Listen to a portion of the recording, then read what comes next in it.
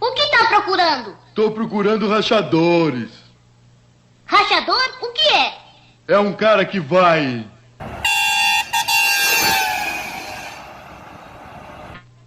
Que faz assim?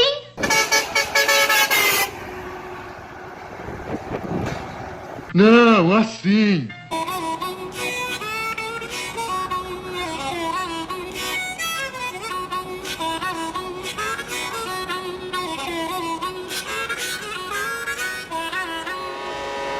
Let's go!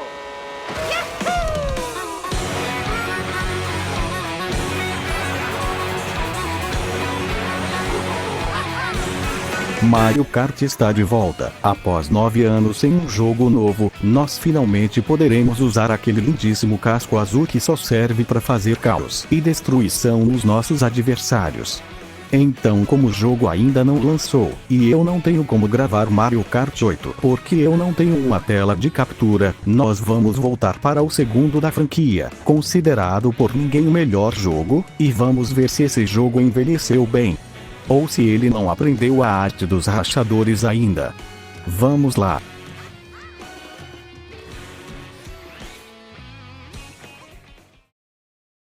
A história começou quando alguém viu o sucesso de Super Mario Kart lançado para o Super Nintendo no Super anos de 1900 e Super 2, e decidiu fazer a segunda edição do Inferno na Terra, pois eles incluíram um dos itens mais caóticos de todos os tempos. Mario Kart 64 começou com um roster meio estranho, tipo, quem diabos quer jogar de Kamek no lugar do Donkey Kong? Mas depois da execução em praça pública do mago, ele foi substituído pelo Donkey Kong. E o roster final ficou desse jeito que todos nós conhecemos. O roster perfeito, não iria mudar nenhuma coisa. Exceto que eu ia tirar o Mario, porque nenhuma alma viva joga com o Mario no jogo dele. Petição para Luigi Kart 64 Pro Switch 2. E temos 16 pistas de corrida e 4 de batalha, que agora que eu vi que eu só joguei as pistas de corrida. Desculpe fãs de balões, a sua vez vai chegar alguma hora. Eu acho que nem precisa explicar como se joga Mario Kart. Então vamos direto pros itens. O casco verde é o pão com manteiga do jogo, é só ter mira boa. O casco verde triplo tem mais chance de te ferrar do que qualquer outra coisa. O casco vermelho é o melhor item quando você tá em segundo lugar. Exceto quando ele bate na parede. O casco vermelho triplo é o pior item quando você tá nos últimos lugares. Os cogumelos são bons.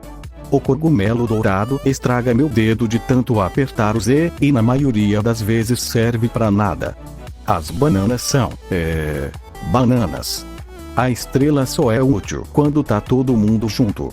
O raio é o item mais apelão do jogo, sem discussão. O Boo tem mais chance de te botar na cadeia por furto do que efetuar o assalto.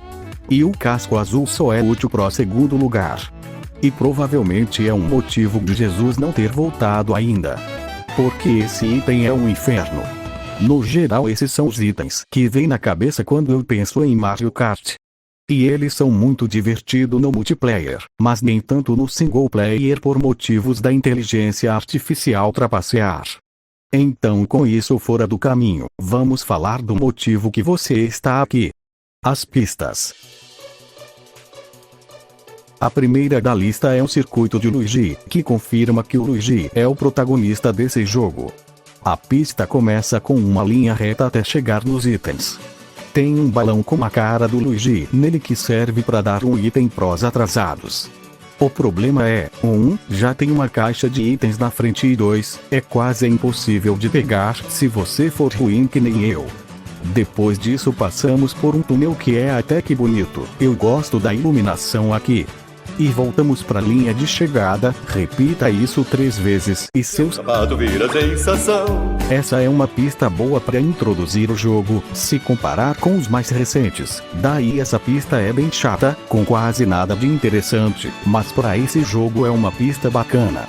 Tem um problema que eu gosto de chamar substituição. Tipo, Mario Kart 7 foi substituído por 8, Mario Kart DS foi substituído por 7, e Super Mario Kart foi substituído por esse jogo.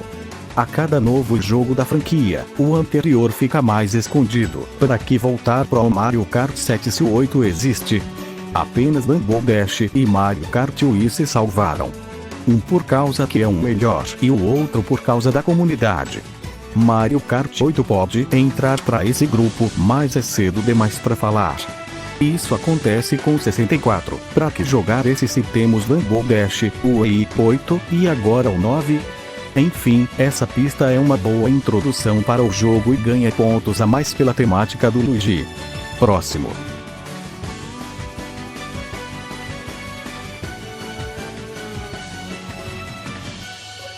Mumu Fadme, essa pista é definitivamente uma das pistas já feitas. Ela se passa numa fazenda com vacas no fundo. Você passa por duas pontes, e tem essas toupeiras desgraçadas que demoram 1000 anos para te soltar. A ideia é bacana tanto que a nova versão dela, Mumu Meadows, é boa. O problema dessa pista é que ela é muito grande e não tem quase nenhuma curva grande, e também mostra um problema aparente com o jogo. O Lacto demora mais pra te levantar do que eu quando caio no chão. E depois que ele te solta, você ainda tem que ver essa animação tosca que parece que tá entalado esse Jeep do Catapimbas. Mas enfim, o mapa parece uma berinjela com um tumor, então vamos pra próxima antes que eu vomite. Culpa Trupa BT, essa é bacaninha. Você tem duas opções de caminho, mas eu nunca vi a opção da esquerda, então vamos falar da direita. Aqui nós temos rampas. Uma praia com água. Tem esse shortcut bem legal. E daí tem essa rampa que nenhum ser vivo nesse planeta já usou. E tem o seu sirigueijo aqui. Não tem muita coisa pra falar, é sólida, tipo o que acontece quando você congela a água. Mas enfim, o deserto de Calimari. O pulo em qualidade aqui é gigante. Tipo, a ideia de um trem interromper a corrida e recompensar a estratégia de ficar atrás para não virar vítima de crimes do faroeste é bem legal. Também dá para entrar na trilha do trem por meio de bugs, que não serve para nada, além de ser legal. Uma pergunta, alguém sabe o que Calimari significa? Eu sei lá. Eu só sei que essa é a primeira pista ótima desse jogo. Depois disso nós vamos para a segunda copa do jogo, que começa com a pior pista do jogo. Sério, Toad Turnpike é uma merda. Tem vezes que é quase impossível passar entre os carros sem virar a notícia da semana. E como esse jogo não tem frames de invencibilidade, você pode ficar levando danos de múltiplos caminhões, sem chance de fazer nada. Espero que a próxima seja boa. Não é. Essa pista tem mais boneco de neve que o Brasil tem. Ou seja, mais que um. Mas enfim, essa pista é um inferno e nós vamos ver lá pra frente que tem uma pista muito melhor que essa em todos os aspectos. Choco Mountain, a estética 10 é deliciosa. Apesar de ser barro, ela ainda parece com chocolate. E me faz virar o maníaco do chocolate do Bob Esponja. Mas enfim, uma das únicas coisas que eu não gosto é que se você cair da parte de cima, você é jogado na contramão e tem que refazer uma parte da pista e rezar que você consiga pelo menos 4º lugar. O próximo é Mario Raceway, que é uma pista decente e até que divertida, apesar da estética ser a coisa mais genérica que eu já vi. Tem um monte de curvas e você passa por um cano. Pista sólida, mas não tem muito o que dizer.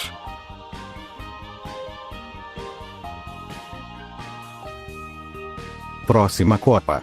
Wario Stadium é uma pista que sofre os mesmos problemas de Mumu Meadows, mas aprimora algumas coisas. Apesar de não ter triques nesse jogo, as rampas ainda são bem divertidas e te fazem picar para todos os lados, e tem uma curva gigantesca no final que é bem divertida. Mais uma pista boa. Falando em pistas boas, aqui temos uma versão melhor da pista de neve, que não precisa de obstáculos chatos. Essa tem pinguins andando sincronizados e algumas curvas bem legais e que não é uma boa ideia ficar perto da borda. Royal Raceway é uma pista bem legal com esses pulos imensos e um castelo da Princesa Peach que é completamente explorável. Bem legal. A atmosfera de Bowser's Castle é incrível e aquele Twompy preso sempre estará nas nossas mentes. Você sai do pátio do Bowser, sobe pelas escadarias e para no telhado. Essa é uma das pistas mais aventureiras e eu amo ela. Mas enfim, a próxima Copa é a última e já começamos com um banger. A fase do Donkey Kong é incrível. Desde as florestas, o pulo massivo e a ponte no final, essa pista captura a essência do gorila em todos nós. É uma pista bem divertida e já continua a Copa com a pista mais confusa do jogo. Nem o placar aparece de tantos caminhos que essa pista tem. Dica: pegue a esquerda 2 vezes, essa é a maneira mais segura e rápida de chegar no final. E tem esse ovo que gira. Nada mais pra comentar, então próxima pista. A pista dos Boos é bem divertida, desde o peixe gigante, os Boos atrapalhando sua visão. E você entrando no castelo que você viu atrás de você na introdução. Essa pista é maravilhosa. Agora é hora da última pista do jogo. A infame Rainbow Road.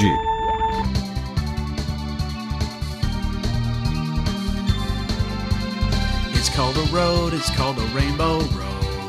It is a road that you go. It's called a road, it's called a rainbow road. And you will know when you get there. It's called a road, it's called a rainbow road. It is a road that you go. It's a road that you go when you die. Essa pista é longa, pode ser chata às vezes.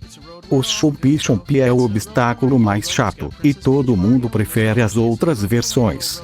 Mas eu não ligo. Apesar de não estar nem no meu top 5 Rainbow Roads, ela ainda é maravilhosa. É a pista que se chama Rainbow Road, a pista que nós vamos ir, a pista com a Peach, o Mario e o Toad. Eu acho que ninguém pegou a referência, mas enfim. Essa é a Rainbow Road mais mágica, não é realista. É literalmente uma coisa mística. E eu amo isso. Ela pode ser longa, mas ela ainda assim é o final perfeito para esse jogo, com a melhor música, com a melhor atmosfera.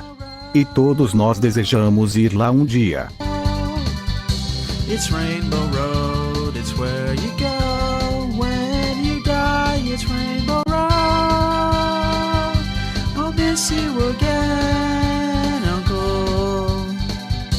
It's Rainbow Road, it's where you go when you die. It's Rainbow Road, I'll miss you again on Rainbow Road.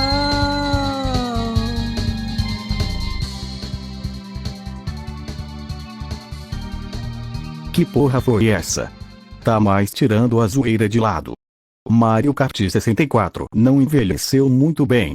Mas mesmo assim, é bom revisitar pela história, e pela comunidade que esse jogo tem, a magia que esse jogo dá é loucura. E ainda há por cima num jogo de corrida, onde o Mario dá uma de pica-pau, e vai rachar. Mas enfim, 10 meses desde que eu postei meu primeiro vídeo. O tempo passa rápido. Eu queria agradecer às 23 pessoas inscritas, por acompanhar eu nessa jornada. Muito obrigado por assistir. E bota um logo na tela para finalizar.